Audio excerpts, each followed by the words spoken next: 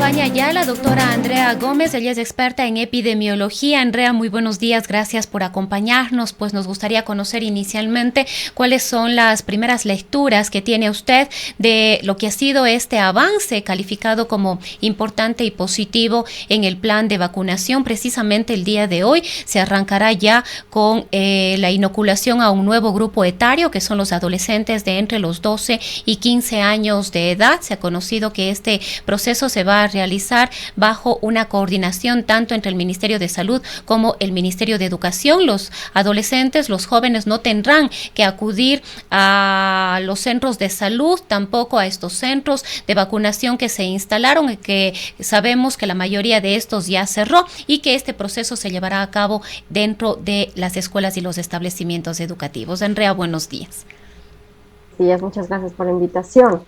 Bueno, efectivamente, la vacunación ha avanzado de acuerdo a lo planificado y de acuerdo a lo previsto por parte del gobierno nacional. Me alegro mucho por el país, ha sido un gran avance, un trabajo conjunto entre varias instituciones y también el sector privado.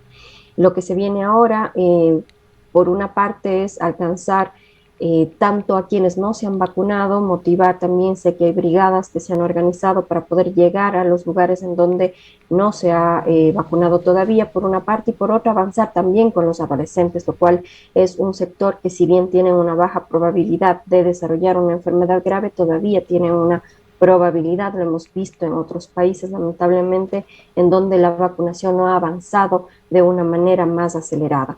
En el caso de nuestro país, de los últimos lugares en vacunación, hemos ido avanzando por detrás de Uruguay, Chile en este momento, lo cual es muy positivo para el país. Sin embargo, hay que tomar en cuenta que como humanidad todavía estamos en riesgo mientras no se avance como mundo, como globo, ¿no?, en la vacunación. Todavía hay una probabilidad de nuevas variantes mientras el virus siga circulando. Entonces debe ser un compromiso más bien de todos los gobiernos, no solamente dentro de un país u otro, sino de todos los gobiernos. Por otra parte, en el caso de nuestro país, todavía estamos en un 52% de personas vacunadas, todavía nos queda un camino por recorrer, todavía faltan personas por vacunarse, y hay que conocer cuáles son las causas y qué es lo que sucede.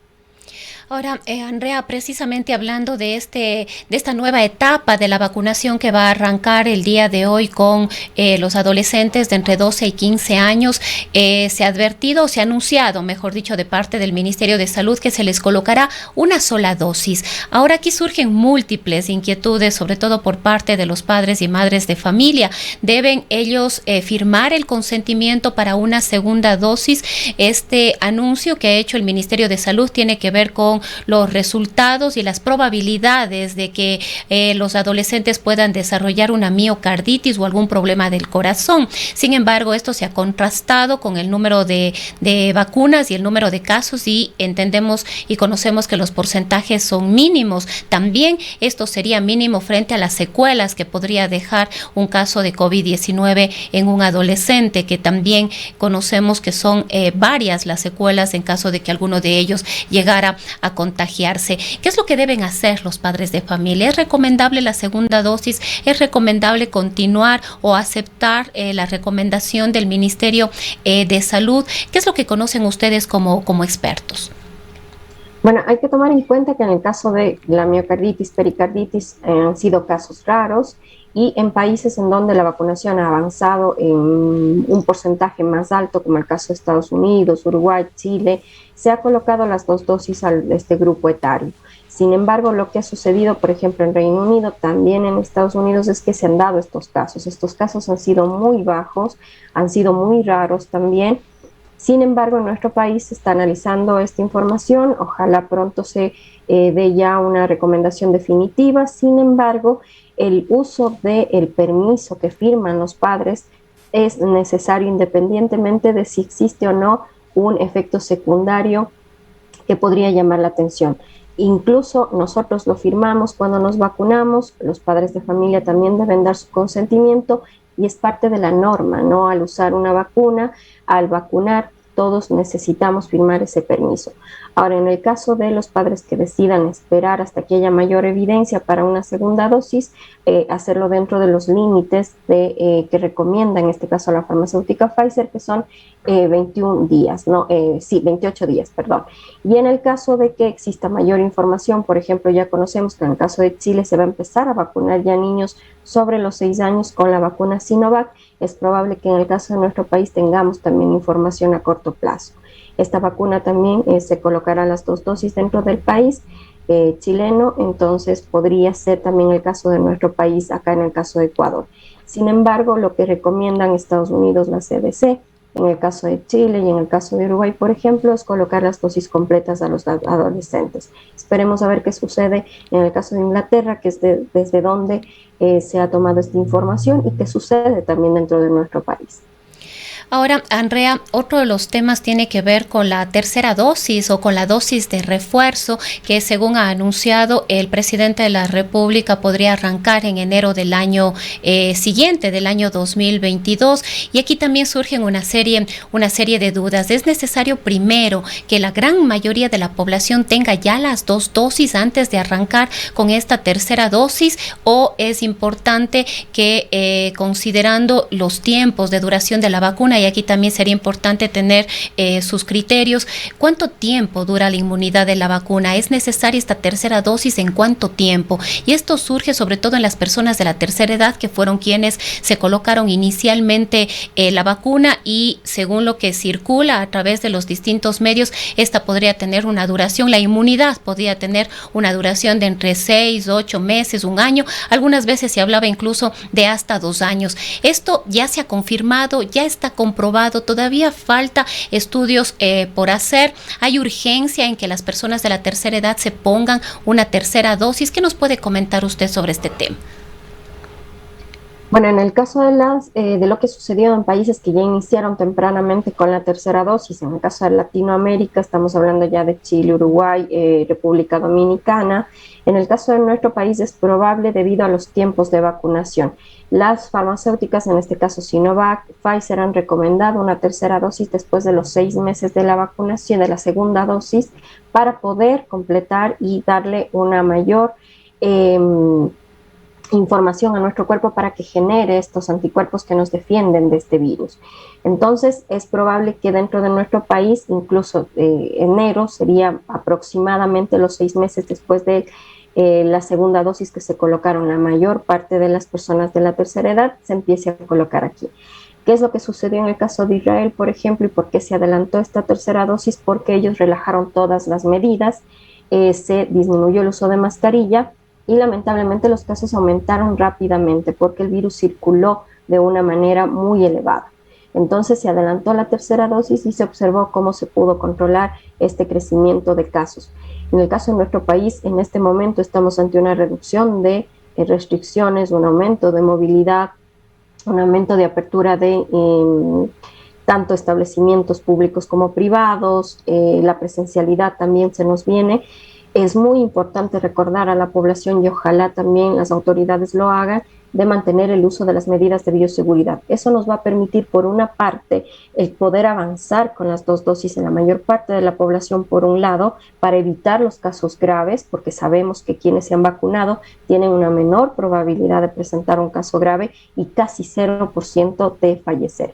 Por lo tanto, es importante mantener las medidas de bioseguridad porque todavía hay población en riesgo. Eso por una parte. Y por otra parte, ninguno de los adolescentes se ha vacunado todavía, por lo que hay que cuidarlos a ellos. Y también a los niños y niñas, por lo que es importante mantener estas medidas de bioseguridad y poder mantener esta curva baja, porque todavía hay casos, no hay tantos casos graves, e incluso no ha habido ya ingresos a cuidados intensivos en los últimos días, lo cual es muy positivo. Pero eso depende no solamente del gobierno nacional, sino también de la ciudadanía.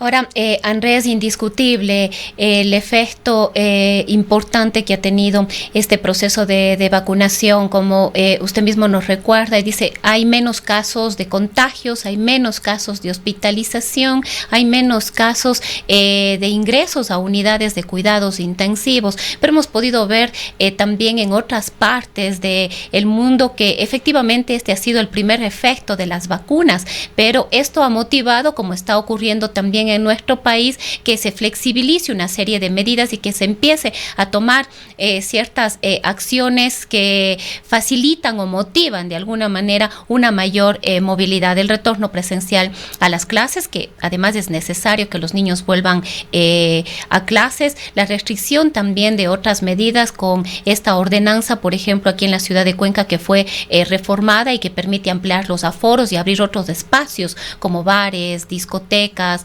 etcétera. Pero hemos visto también en otros lugares que, si bien este efecto inmediato de la vacuna ha sido esta reducción de casos, hemos visto que en los meses venideros nuevamente los casos han empezado a incrementarse y se empieza a ver una curva nuevamente ascendente de casos. Esto nos dice claramente que la pandemia no ha terminado y que hay dos momentos de responsabilidad, digamos, para poder combatir. Por un lado está el control que debe venir por parte del Estado, desde el gobierno nacional y desde los gobiernos locales, pero también la corresponsabilidad ciudadana, que en muchos casos vemos, dicen, no, pero ya casi no hay casos de COVID-19, ya no hay hospitalizaciones, entonces yo pienso, creo que ya puedo empezar a hacer mi vida normal. Efectivamente, hay una falsa sensación de seguridad que nos da también esta ventaja de las vacunas por una parte, pero y sin embargo pienso que estamos en un momento en el que ojalá ya el gobierno tome como prioridad el fortalecer el sistema nacional de salud. Tenemos un sistema de salud debilitado, en donde no solamente hemos tenido COVID, sino múltiples enfermedades que también han sido descuidadas, que no han tenido medicinas, que no han tenido seguimiento, también un retraso, por ejemplo, en las vacunas de los niños. Ojalá ya vayamos aumentando este porcentaje para evitar enfermedades que han sido controladas gracias a la vacunación.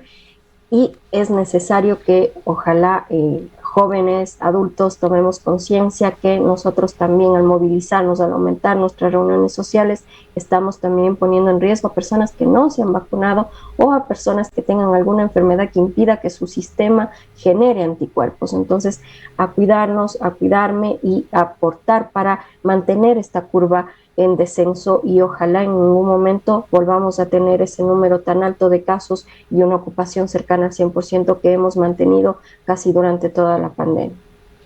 Ahora, Andrea, otros elementos que también al parecer han sido descuidados, como son la necesidad, por ejemplo, de continuar haciendo pruebas y otros trabajos en otros niveles de investigación, como es esto de la secuenciación. Vemos que han surgido y hay nuevas cepas, la Delta, la Mu, que se dice ya que es la dominante en la provincia de Pichincha, aquí en nuestro país.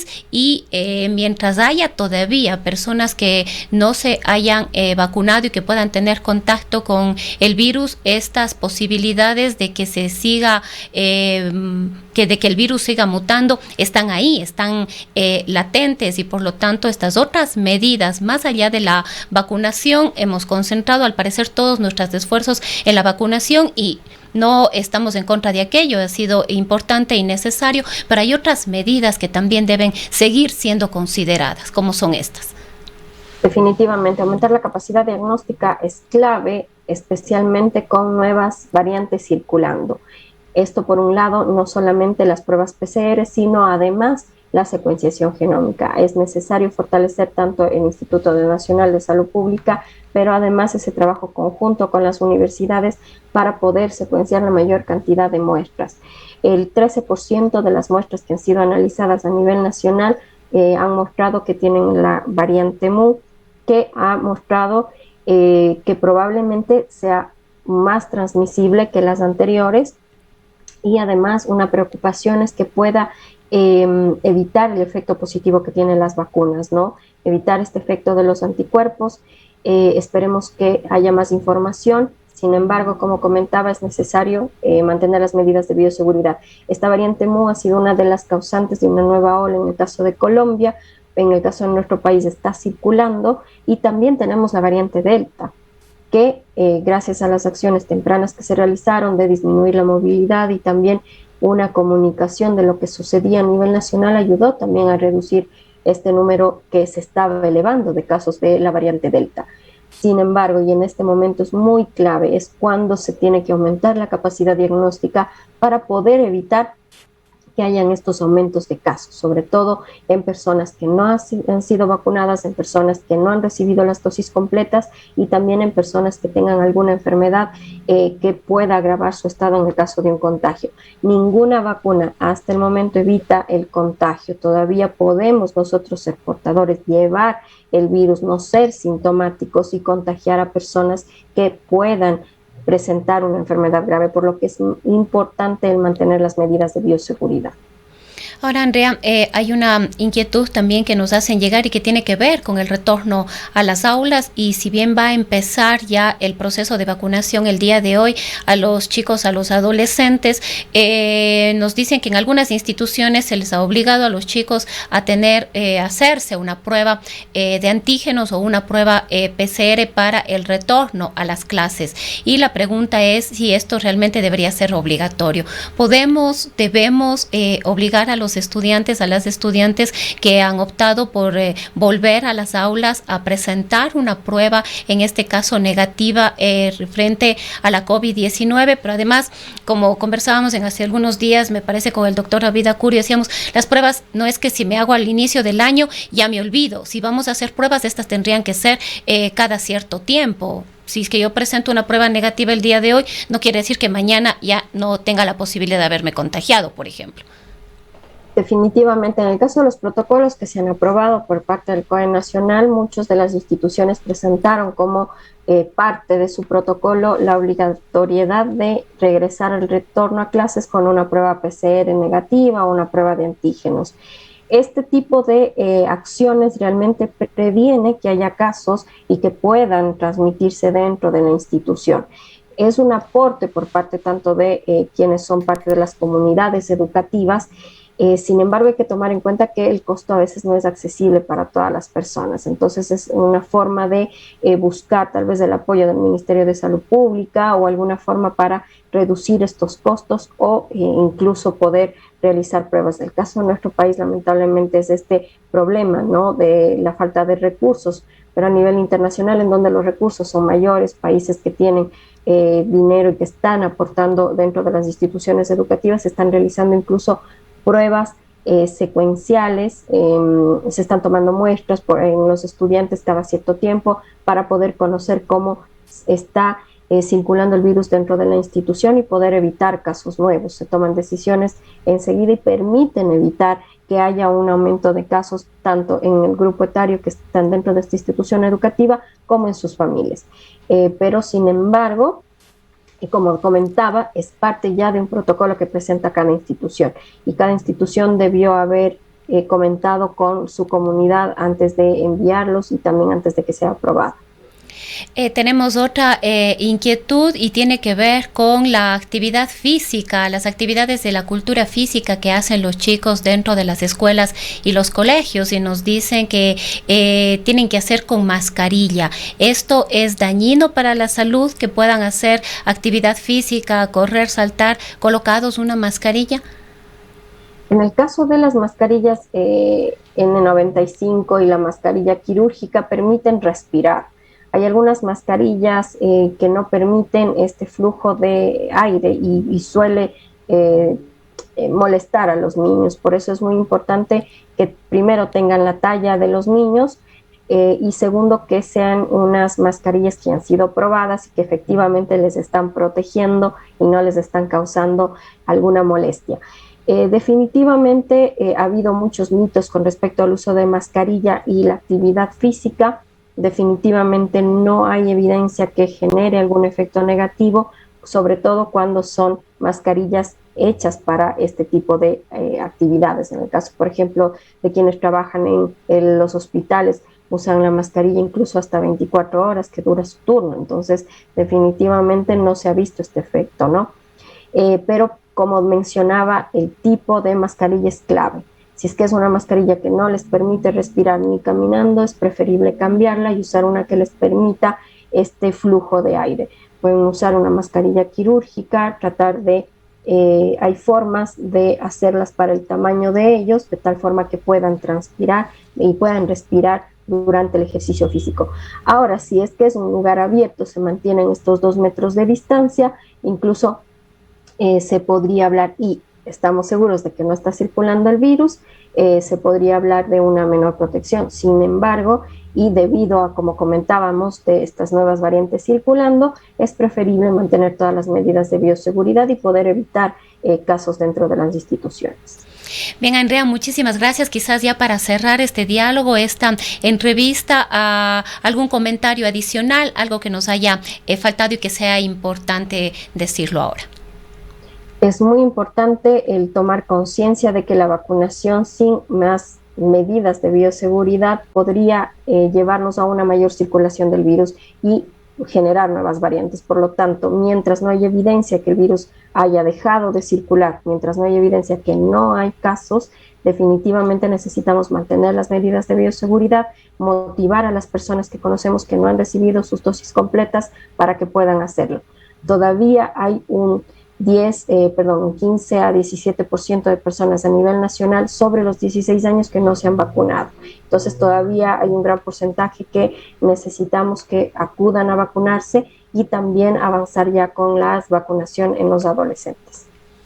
Bien, muchísimas gracias. Ha sido la doctora Andrea Gómez. Ella es experta en epidemiología y nos ha dado algunas luces y algunos criterios importantes sobre el avance de la pandemia, la vacunación y algunas recomendaciones también.